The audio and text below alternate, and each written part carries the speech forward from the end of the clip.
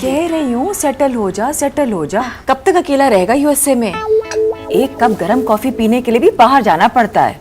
एक मिनट। हाँ, कुछ लीजिए ना। 24 आवर्स कॉफी, इसी के साथ सेटल हो जाइए। No visa problem. क्या है ना aunty ji, I am not a kitchen appliance. Havells Appliances. Respect for women.